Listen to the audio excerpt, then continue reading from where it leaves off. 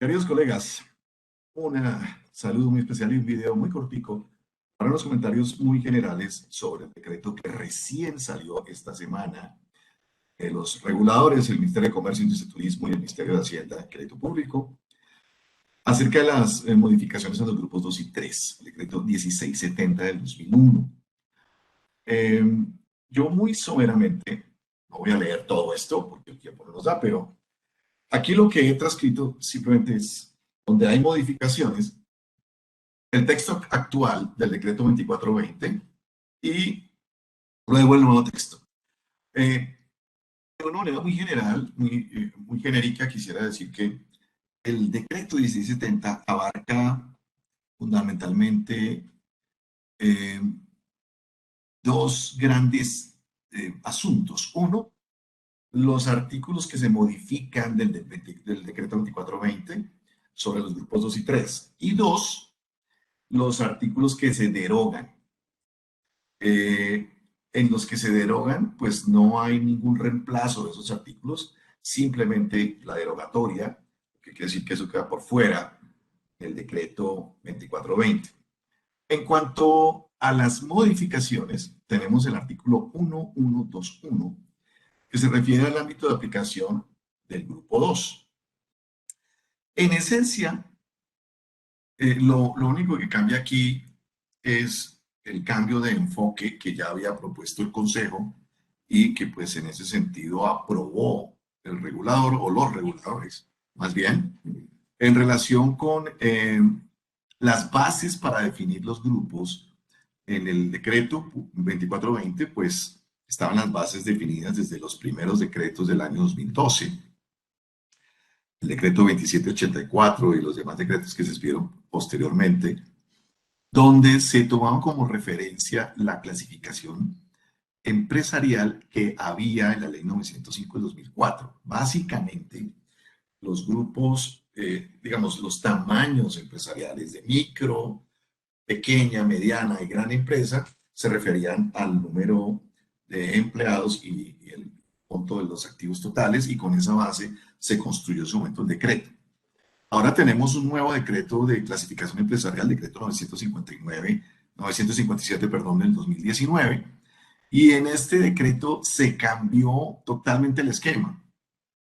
Ahora estamos hablando de una base de ingresos, se descartan las bases de empleados y activos, lo cual entre paréntesis me parece un error, porque los activos también son importantes, los empleados también son importantes, y dejar todo eso solamente enfocado hacia los ingresos probablemente genere unas distorsiones. Estoy de acuerdo en que los ingresos son una base de definición del tamaño empresarial, pero no la única. En muchos casos esto puede llevar a unas distorsiones importantes en la clasificación. Pero eso es lo que asumió el Consejo. Inicialmente se había resuelto que no se iba a modificar el decreto 2420 en cuanto al tamaño empresarial. Así se modificara el decreto de tamaño empresarial, porque se iba a respetar la continuidad contable, pero pues ese principio que se ha definido pues se cambió ahora y se está adaptando la clasificación del tamaño empresarial a lo que dispone el decreto 957. Aparte de eso, realmente no hay un cambio de fondo, porque igual el grupo 2 sigue correspondiendo a en el fondo, a las entidades que no son grupo 3 ni grupo 1. Lo de los portafolios también estaba en la anterior regulación. En cuanto a la permanencia en el grupo 2, la permanencia del grupo 2, pues hablaba de los 3 años desde el ESFA, y también pues de los estados, por lo menos lograr un par de estados financieros, es decir, los estados financieros comparativos por lo menos, y ahí pues evaluar si debería cambiar de grupo o no. Pues lo que se dice es que si de todas maneras una entidad quisiera seguir perteneciendo a un grupo superior, podría hacerlo informando al organismo correspondiente. En este momento, con el nuevo decreto, pues realmente es también en esencia lo mismo. Pues por supuesto se mencionan otras bases normativas, el decreto 2483 de 2018, pero no hay realmente nada tampoco de fondo acá. creo que honestamente estas modificaciones son un poco inocuas, son más de forma que de fondo. Donde están los cambios de fondo es en el grupo 3. El grupo 3 actualmente tiene pues un artículo que dice lo siguiente. El marco técnico normativo de información financiera para microempresas dice se establece un régimen simplificado de contabilidad de causación para las microempresas, ¿sí? Y etcétera, etcétera, etcétera. Ahora lo que estamos viendo acá es que en el nuevo artículo 1131 del decreto 2420, ahora con la versión del decreto 1670, se elimina ese término de causación. El Consejo había recomendado en su propuesta a los reguladores que la contabilidad del grupo 3 no fuera necesariamente de causación, sino que pudiera ser una contabilidad con base en efectivo en algunos casos. Eh, Eso es de por sí bastante discutible. Esto lo hemos mencionado anteriormente y de hecho también lo hizo el mismo instituto cuando hizo las comentarios sobre las propuestas del Consejo. Pero hay otras cosas que se incluyen aquí acerca de otros requisitos que ustedes también lo hallé para poder pertenecer al grupo 3.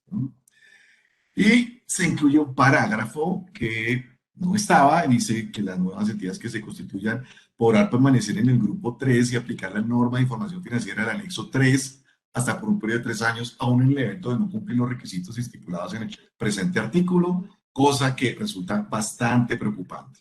Y pues también se derogan algunos artículos, el 1125, que no tiene pues realmente unos cambios significativos, sino es una derogatoria, pues digámoslo así, de carambola, ¿no?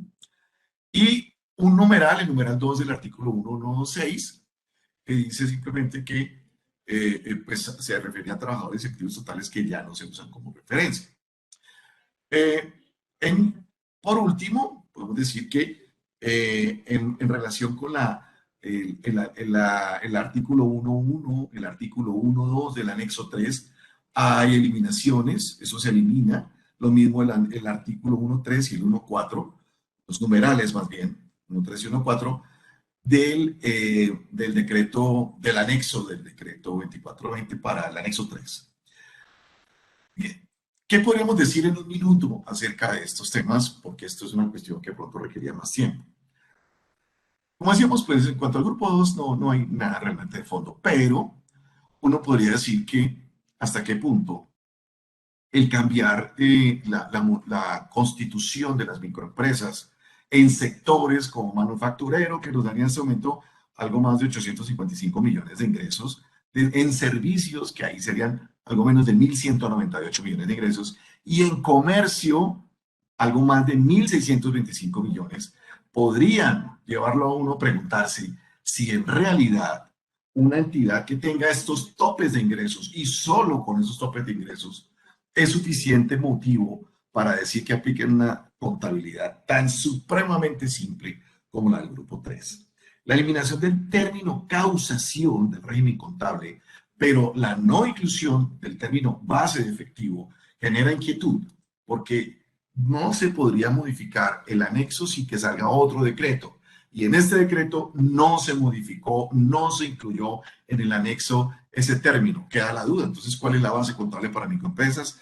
¿O será que habrá que expedir un nuevo decreto para esto? Si se hiciera, seguimos considerando que sería grave eliminar la contabilidad de causación para las empresas formales. Esto está bien para microempresarios, aunque es discutible, pero ya para una compañía formalmente establecida, eso es difícil.